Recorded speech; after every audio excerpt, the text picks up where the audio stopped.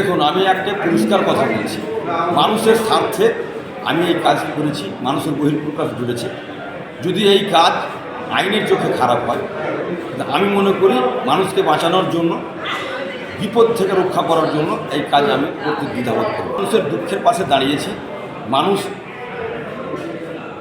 ভালোভাবে নিয়েছে কি না আমাদের এমএলএ যাই হোক আমাদের পাশে দাঁড়িয়েছে।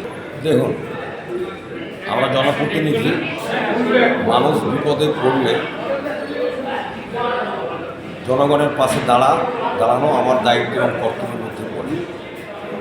এবার বিডিও অফিসে যেটা হয়েছে সেটা জনমানুষের বহিঃপ্রকাশ।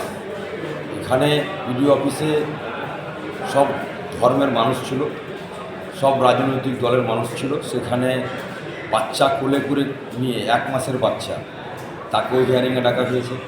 গর্ভবতী মায়েদের ডাকানো হয়েছে, বৃদ্ধা 80 বছর 90 বছরের ছেলে মেয়েদের বৃদ্ধাকে ডাকানো হয়েছে, হ্যান্ডিক্যাপদের ডাকানো হয়েছে।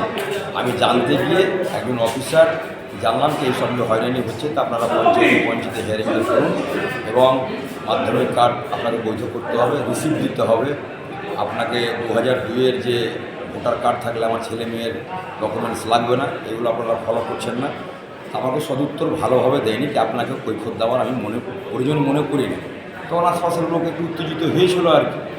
সেই উত্তেজিত হওয়ার পরে সুপ্রিম কোর্ট রায় দেয় না 2002-এর ভোটার লিস্টে যাদের নাম আছে তাদের মান্যতা দিতে হবে পরিবারের অ্যাডমিট কার্ডের। এটা বহিঃপ্রকাশ হয়েছে, মানুষ কোথায় যাবে দিশাহারা।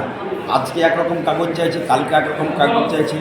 স্ট্যান্ড ঠিক নাই নির্বাচন কমিশনার নিজে কী করছেন উনিও বুঝতে পারছেন না। উনিকে পিছন থেকে যেটা হিলন করা হচ্ছে সেইভাবে উনি করছেন। উনি চাইছিলেন কি বিজেপি শুভেন্দু অধিকারী বলেছিল 1.5-2 কোটি মানুষের নাম বাদ দিতে হবে, তাহলে আমি ক্ষমতায় চলে আসার পরে আবার ওদেরকে ভোটাধিকার দিয়ে দেবেন।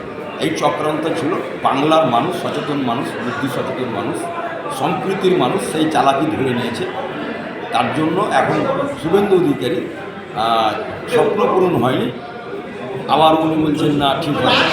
আমরা চাইছি কি উনি ভোটাধিকার দেখতে পারেন, আমার টিকিট আছে কি না, বৈধ ভোটার আছে কি না উনি দেখতে পারেন।